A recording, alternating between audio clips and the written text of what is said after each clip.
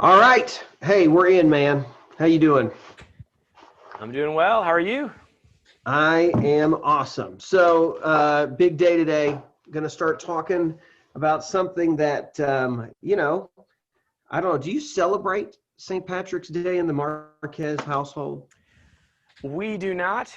It's something the kids do stuff at school, so we get excited and make sure they wear green so they're not pinched at school and all those fun traditions. Hate that. Yeah. Green pinching. Well, we do. In my family, we do. So, this is let me say the Pates never used to. It was just like, whatever, I don't want to get pinched, right? But ever since we got married, my wife and her family, they're all from like upstate New York, her mom's family, all of that.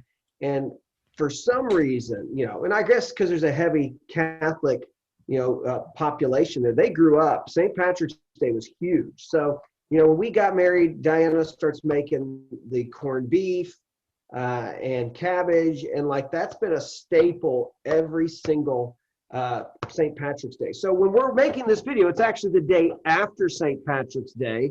But what we would like to do is, make sure that you know how to celebrate it or what it's all about for the year after. And it's still timely. It's still the day after. So let's pick it up. So you want to kick us off, Dr. Yeah. Marquez, with the prayer, and then we'll get going.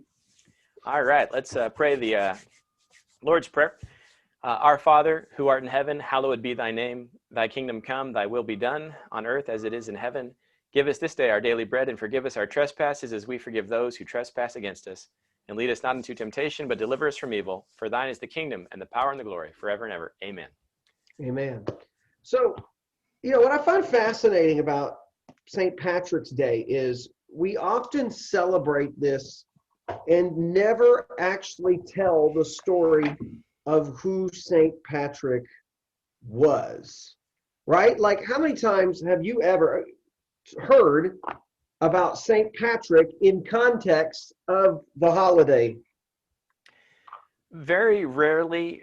We have a Christian school with our church here, and so it probably more than most people because the kids like to celebrate St. Patrick's Day, and so the teachers will bring in the story a little bit more. But I would venture to say most people think it's an excuse to imbibe a little too much and have a good time. Yeah. I mean, really, for the most part, when we think of St. Patrick's Day, we think of leprechauns, we think of green, we think of corned beef, we think of a lot of people just Clovers. using it to just Yeah. get drunk out of their minds because, it's Irish, right? That's kind of the whole thing. So I think it's one of the reasons I wanted to do this was to really talk through what the real story is behind who this guy is. You dig into it, and the truth is, there's not like I don't know, like I feel like when we deal with like Jewish holidays, Jews are very methodical in how you celebrate. So the foods are, this has to be this way. This is, you say these prayers, these things, you're looking up like, how do you celebrate St. Patrick's Day the right way? And I'm even looking at a Catholic site trying to say like, how do you do this right? There's no, like, I don't know, like there's not necessarily anything specific that's like, this is how it must be, these are the foods it must be. Like some of the things that they talk about, like, is teach your kids the way that St. Patrick's taught. So, use the shamrock to try to explain the Trinity, things like that. Give a history lesson. They say volunteer, but that's it. Like, I don't even have, like, what I was hoping I would find is you must cook it this way. You must make soda bread. Like I didn't find anything like that. I don't know if you found anything like that. No. Like these are the musts Well, and of a St. Patrick's Day feast. I think St. Patrick, especially if you look at the Catholic calendar, he's one of many that you celebrate different days of the year, and so you have multiple feasts depending on what saints are given which day. And so, since there's so many, I mean, really, if you pulled the entire global calendar into play, you would have someone every day of the year that you're remembering and celebrating. And so because of that, I think that St. Pat, they're not so specific because they would have to have that for everybody. That makes a lot of sense. That makes a lot of sense, actually, now that you say it that way. Yeah, and I think also generally what you see is that certain people are highlighted depending on what country you're in. So if you were in Ireland, you're probably going to celebrate St. Patrick, where in America, it gains a lot of popularity largely because of the Irish immigrants that came to America, and they kind of brought Irish Catholicism with them. And as they celebrated St. Patrick in Ireland, they continued to celebrate him here. And unfortunately, it has spread, not always in a positive way, in terms of just Irish culture, but less focused on the missionary efforts of this great man and more focused on maybe over-the-top partying, which feels like that happens to most holidays, though, especially in America. We turn them from what they were meant to be to like just a good time to party. They lose all meaning. Well, I also think one of the interesting things with Patrick is you'll find, because we did this discussion, it's always in the middle of Lent for the most part. I think it actually always is in Lent. Maybe there's some exclusions to that, but it's a feast day in Lent, which you're allowed to bend some of those rules in Lent on church recognized feast days. And so that almost enhances the desire to really party hard because you're traditionally in a season of abstinence or fasting. And so I think that might be why St. Patrick's Day is maybe overly celebrated or has become that, because it was exciting to have a break in the Lenten season. So get some beef, some meat during that time. And yeah, why meat, right? Because you're not supposed to eat meat necessarily. You might just give it up on Fridays, but in general, you can see some of the things that we do celebrate on St. Patrick's Day may be related to a break in that Lenten abstinence. That is another thing like I've totally forgot about with that. Was just its placement in the calendar of it's a break if you celebrate it the way it was meant to be. It's interesting too as you look into it, because I wanted to do some corned beef, because it's just a standard thing. So like at our house, corned beef, cabbage, the whole thing, soda bread is a big deal. And so we're looking at the whole corned beef thing. You try to see where that started from. And if you look at the history of like corned beef and like that's not even an Irish thing. It was like the Brits enjoyed corned beef. It was too expensive for really the Irish people. And it wasn't until they come to America, and it was, I think, interactions with Jewish butchers in Delhi that they liked the way it was done. And so that just kind of got, brought in and kind of into the holiday, into the festival. But that's not like an overtly Irish dish originally anyways. As if you look at even just doing a corned beef, which by the way, I didn't make it corned beef. I smoked it as a brisket, and that was excellent. So there you go. You're so good. You're always on top of the food stuff, man. Well, hey man, that's my world. You're on top of like things that matter, like history and all of that. And I know how like where a brisket came. It's good. So, but it is tasty. What can I say?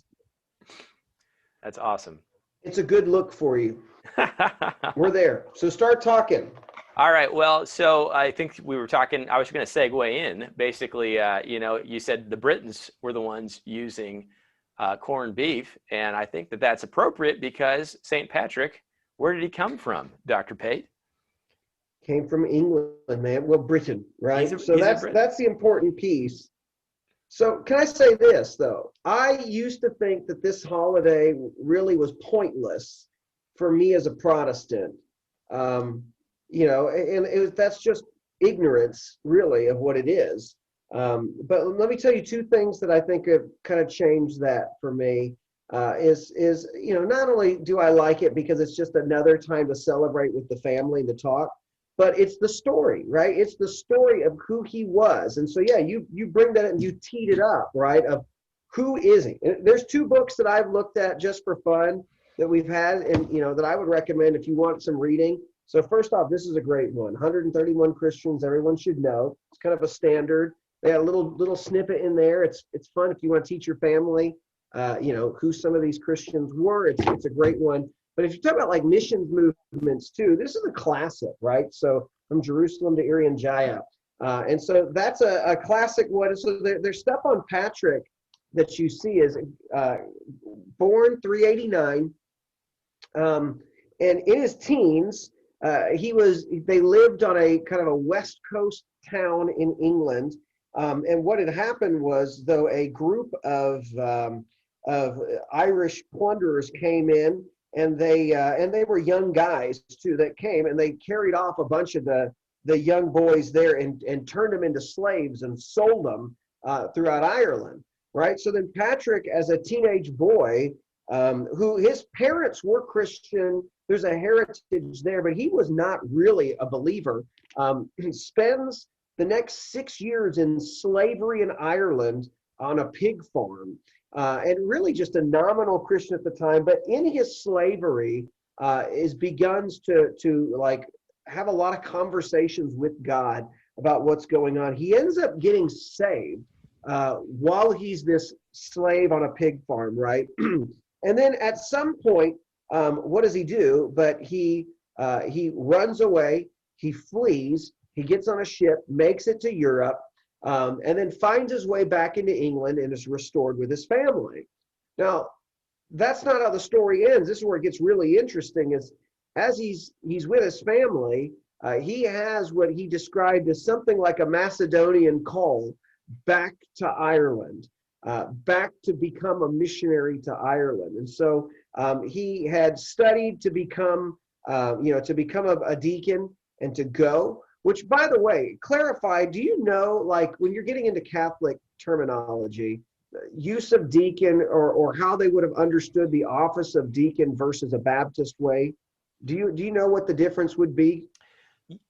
Yeah, but some of it's unclear as to how developed it was in the 4th century. But usually the deacon position for most of the Catholic tradition is that it is an ordained position moving into the priesthood.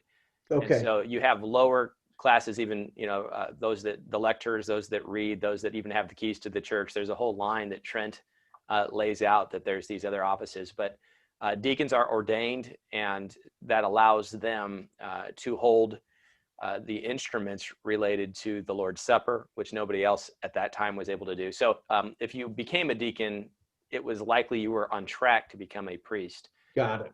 But not necessarily at this point, because I think it says his grandfather maybe was a priest. Yeah. Which brings into question in my mind the celibacy requirement, because this time when you were back at that time, they still did not have, and he was Celtic background as well. So Celtic Christian, clergy were married at least during the 4th century of what you're seeing there. So his family were in all of that. So he has this call. He begins to train to try to go and to be a deacon, to go to Ireland. Is passed up the first time. The guy who goes ahead of him dies within the first year, and then Patrick's next in line to go. So Patrick heads there when he's about 43. As a single guy, heads to Ireland. And what you find there is there were Christians, small, tiny pockets of them, but for the most part, this is the quote from the book. It says that while there were isolated enclaves of Christians, the vast majority were still entrenched in paganism. They worshiped the sun, the moon, wind, water, fire, rocks, and all believed in good and evil spirits, kinds inhabiting trees and hills. Magic and sacrifice, including human sacrifice, were part of the religious rites performed by the Druids or the priests. And so that's the world that he steps into.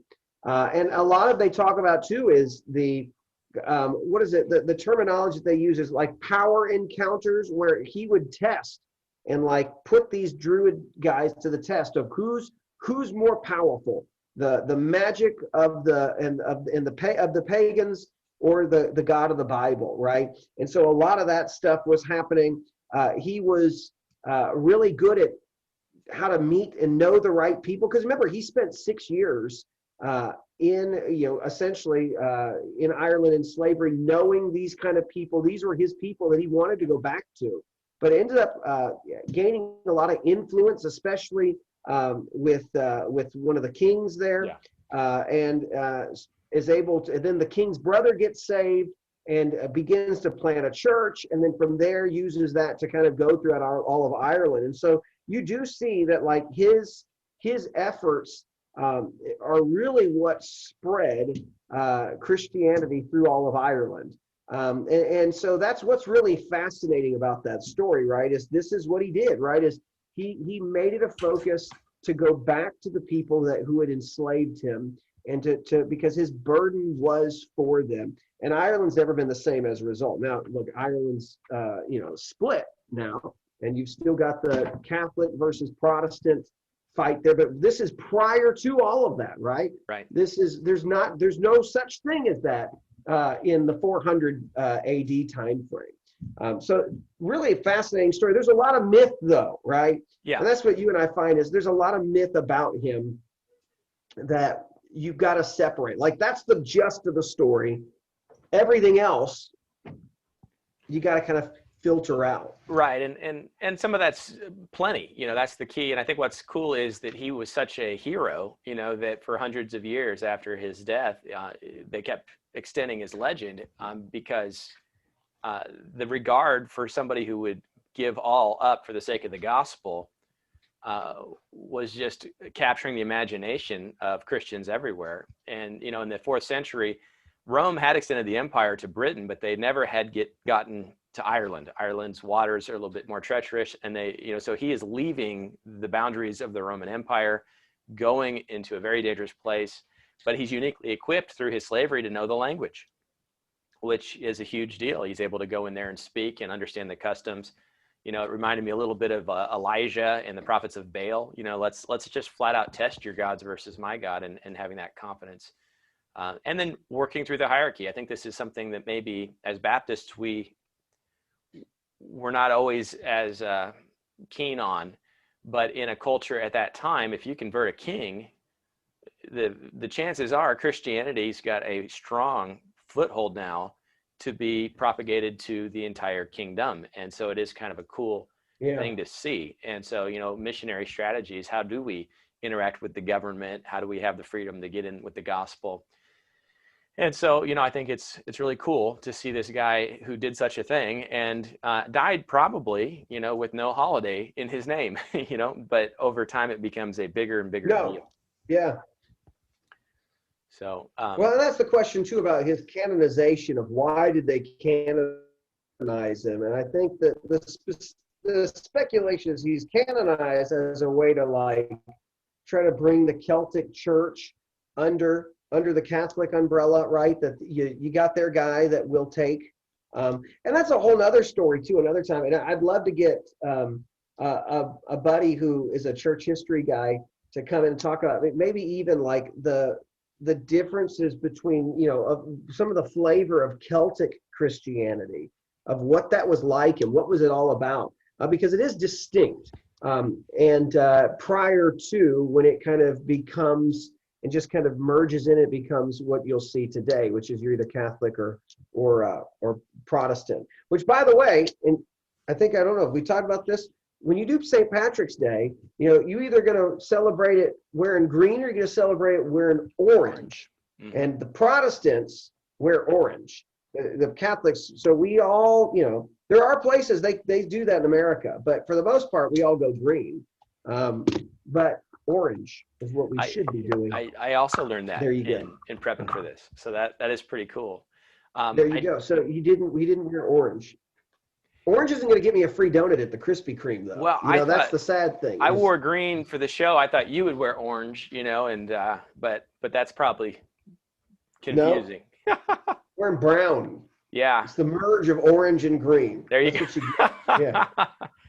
Nice. So, but in all that to say is there's not a ton there. So if you want to go and look more into it, it's a fascinating story, but I think it's one that's worth telling. And I do think this is an area that one of the reasons why I like talking about St. Patrick's Day is there are some holidays that we celebrate that are from the Bible that are important. It's the ones that I want to keep talking to you guys about, sharing with you of like certain ones that are on the biblical, that are in the Bible that we kind of want to share, and we want to use those to remind us about the great acts of God. But I do think there's certain holidays too that remind us about great acts God worked through his people, through his church. And I think the story of Patrick's a fascinating one. And I think we should use it to use it as another time to tell a story about the missionary efforts of a man and teach it to our family. I think it also tells you something about the sovereignty of God. To hear this incredibly terrible story about what happens to him being kidnapped, and then watch what God does as a result of all of that too. So what do you think, man? Yeah, I'm hoping I've got enough bandwidth to pull this off. My connection's just not Did we good lose here. him?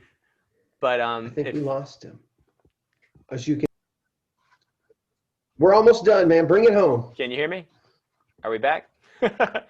All right. I Yeah, can I think hear you, a cool idea is the idea that he drove the snakes out of Ireland.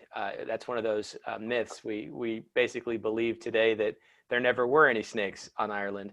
But a lot of people would argue that that might be a metaphor for him driving out paganism and the heresy, or maybe Pelagianism, because that's the same ballpark. And so I think that that's another, can we celebrate that he drove the snakes out? Absolutely. The demon hold on Ireland is broken by the missionary. And what's more Baptist than that? Should we celebrate St. Patrick? Absolutely we should, because we are a missionary denomination. We go and we send and we support our missionaries. And St. Patrick is really a great character, a great missionary who did what we would aspire to do. Many of our churchmen have done. And I think it's important. Missionary work is still happening today. Let's celebrate the great missionaries of the past.